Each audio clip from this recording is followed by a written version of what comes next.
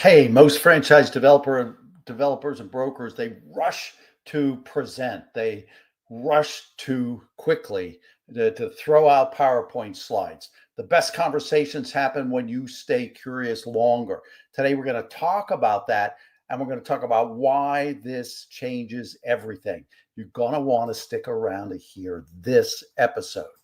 This is the Franchise Pitfalls and Profits Show. Each week, we bring you the challenges and triumphs of being in the franchise development and consulting business. The things you need to make money faster. And now your host, one of the most successful franchise developers in North America, Don Schin. Hey, welcome back to Franchise Pitfalls and Profits. And we're in the middle of, we're finishing a series that I've titled The Art of Inquiry.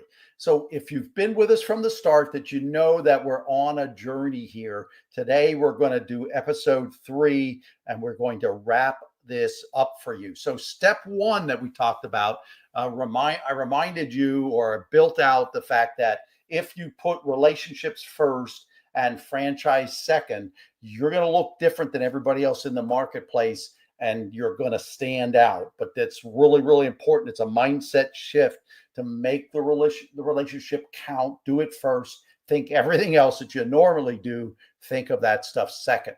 Step 2, I gave you what I call the listening edge. It's how to hear what candidates are really saying, not just the words on the surface. It's how to get emotions out there. I've taught for years. If you've been around any of my trainings, you know that I teach that 80% of a sale is done on emotion and only 20% is done on logic. However, in most cases I've seen in franchise development, it's almost that everybody does it exactly the opposite. They spend 80% of their time on the logic and very, very little time on the emotion. So that was step 2, the leading edge, to pull out more of the emotions, to get off of the surface and to dig deeper with your candidates. So now today we're going to go into step 3, and this is it's about something that sounds simple, but I think it takes real discipline to do this. And I think it was necessary to pull this out from the other parts that I've talked about. And I'm simply titling step 3 and this final episode, I'm just going to call it Staying Curious Longer, because here's the truth. If you're a developer, curiosity keeps you from rushing into your pitch mode too quickly.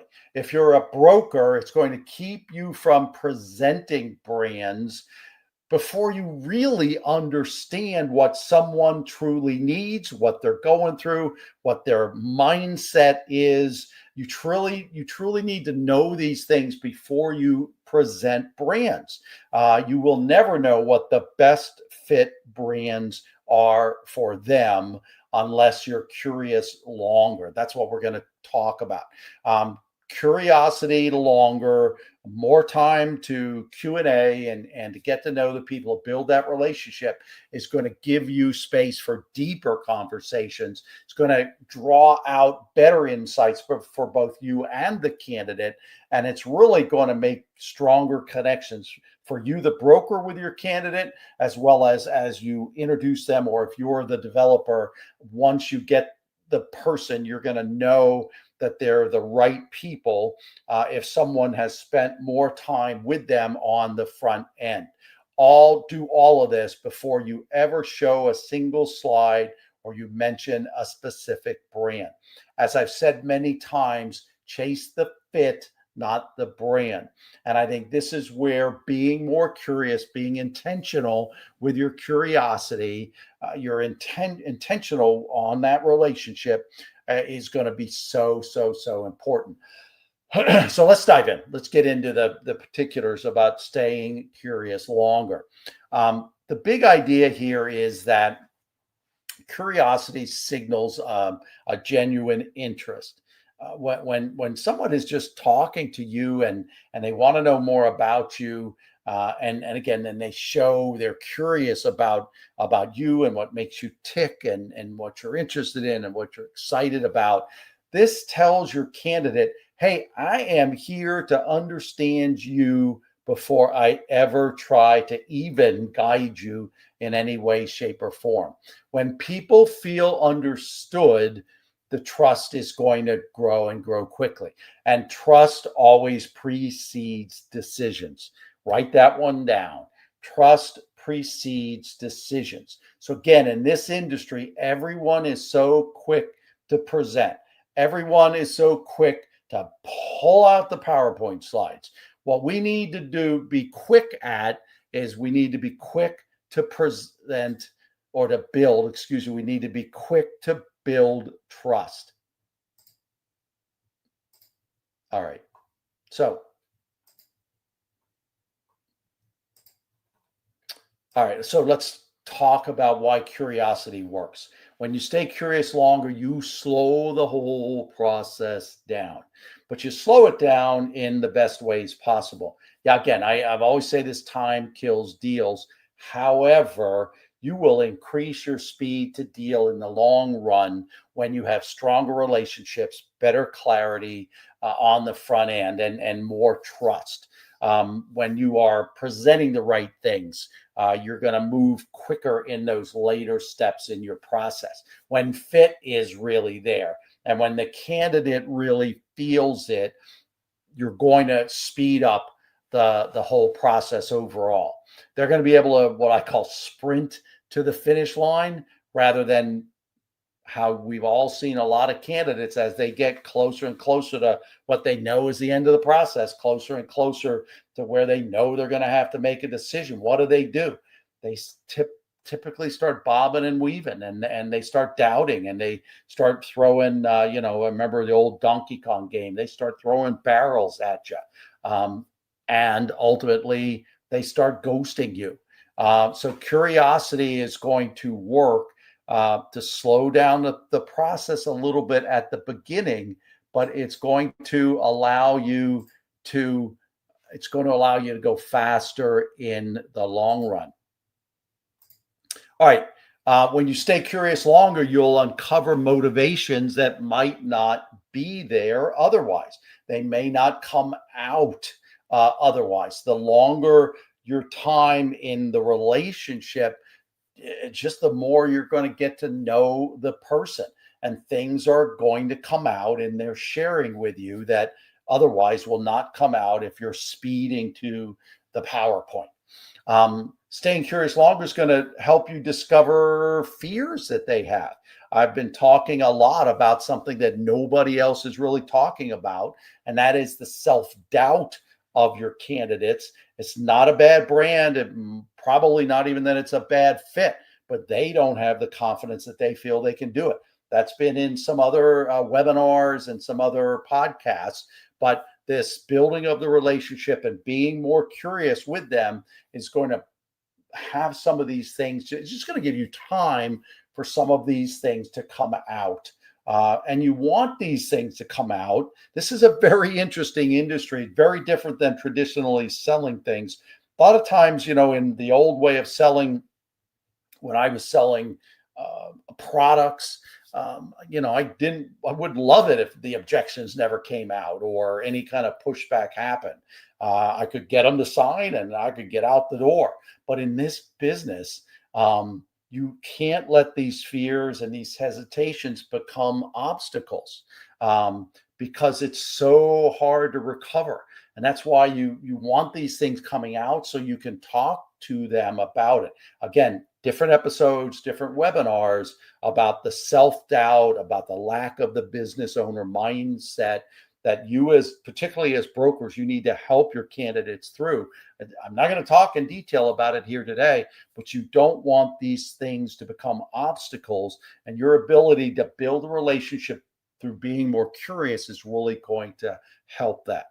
The last thing in this is you really give people space to talk through their own decision making when you're more curious, when you've got more time with them on the front end in that relationship building.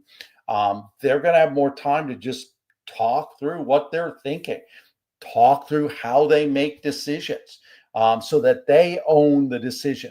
And then you can help guide them through that. but people don't want to be sold. You don't want people to feel sold. You don't want to sell people. But as my great friend and mentor, Jeffrey Gitomer, always said, help people buy. Nobody likes to be sold, but everybody likes to buy. So help people through that by being more curious, getting to know where their mindset is, getting to how they and their spouse go through their decision making. This is all going to come out of you're being more curious, and you're holding back from jumping into the presentation. Again, to me, curiosity opens doors that facts alone will really never uncover. All right. So why curiosity works. The next thing I want to talk about is the practical curiosity questions. Again, you know that I'd love for you to get so much value out of my episodes and my webinars and any of the meetings that I teach. I want you to get so much value out of it, and out of it, and the type of value that you can practically go into your business tomorrow and use it. So let's talk about some practical curiosity type questions, just to give you some examples of what I'm talking about and how you can stay curious longer. What does success look like for you in the next 3 to 5 years beyond the numbers? That's a really, really good question to get them thinking about, and you helping them paint the picture of what business ownership is going to look like. Another question could be, how would this decision impact your family's day-to-day life? You want them thinking through the realities of other stakeholders, and realizing a lot of times, they're just plowing into this or plowing through this, and they're not thinking much about who else is truly impacted about this. So how would this decision impact your family's day-to-day living, day-to-day life? A third curiosity-seeking question is, when you picture your ideal business, what excites you the most about this? Again, all of these are really emotional questions. They're also great questions to get people thinking, and they're going to be sharing the way they're thinking. They're going to be sharing the way they make decisions. These are all things that are going to help you help them. And the last one is another one, or the last one I want to share is, what are you hoping this change will make possible for you? Again, it's just asking things very differently than the way you usually ask. And what this means is it's going to pull out very different information. It's going to pull out more emotional information. And honestly, it's really going to help you help them better. It's really doing franchising the right way. It's really doing franchising in a responsible manner, getting people in the right brands, or if you are the brand rep, being sure people are the right right fit for your brand, and not just a sale, not just a transaction. So this type of questioning, these examples are helping, or you help your candidates have real clarity around all of this. A third point to talk about today in this being curious longer is that this takes discipline, not to rush into things. One of the hardest habits to break is wanting to go, as a broker, is wanting to go to brands, wanting to get to that step. You don't talk brands until you truly understand a buyer. I have coached consultants, and I'm just always shocked, even in the first, what I would call kind of a get to know you exchange, people are already talking certain brands. You don't know enough about them. And this being curious longer is going to help you know and understand your buyers, your candidates better. Again, chase the fit, not the brand. This is helping you chase the fit, not the brand. For developers, don't show slides until you understand the person. If it's a lead that's coming to you organically, not from a broker, you need to do some of this in your process. Otherwise, candidly, you're going to spend weeks and weeks and months with these people. And at the end, it's not going to be the right fit and they're not going to buy. This curiosity, being curious longer as a developer, is actually also going to help you tailor your presentations when you do start to talk to them about, specifically about your brand, and you do pull out the PowerPoint at that stage. You're actually going to help tailor it. I used to love to be able to really not just give them the slides, so to speak, not just present the basics in a generic sense. I used to love when I knew so much about the person that I could tailor this. I could tell mini stories in some of these slides. I could make these slides come alive to them as if I had created this just for them. So for developers, the more you are curious and you really understand your people, the more you can relate and make your presentations and your PowerPoints better and more effective. Curiosity does require patience. It means resisting that urge to just jump in with the answers as well. You've got to stop getting your point across because you're missing what they're saying. This curiosity goes deeper, allows you to go deeper. It allows the people to build on what they've been telling you. But your urge to keep driving out logic, driving out information is just holding your candidates back from giving you more information. Curiosity means letting them talk until they're done talking, until they feel fully heard. Even if you already think you know what they're saying, let them talk.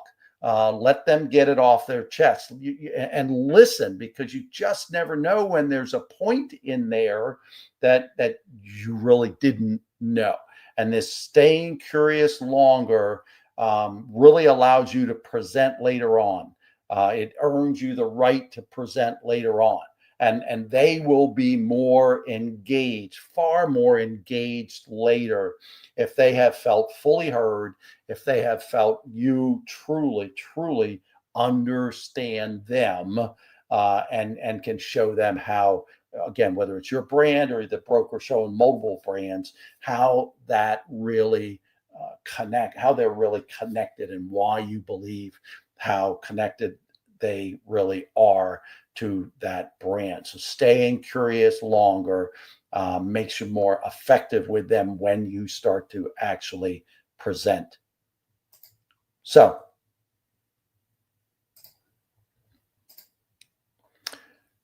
curiosity, again, I like you to take things away. Curiosity and action might be something like this flow of conversation.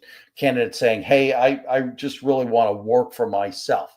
And the typical response is, great, let me show you 3 brands where you can work for yourself. The curiosity-driven response would be something more like, interesting. Why is that? Why now? What's happening in your world that's going to make this the right timing? What's happening in your world that makes you want to work for yourself? It's a simple shift, and you might be rolling your eyes and thinking that it's that this is semantics, but it's really not. It's giving your candidates the opportunity to share more. It's giving your candidates the opportunity to go deeper than just jumping straight into being pitched. So, what do we talk about today? And I'm going to wrap up the whole series for you here today. Step 1, we talked about putting the relationship first and all the franchise logic kind of stuff second.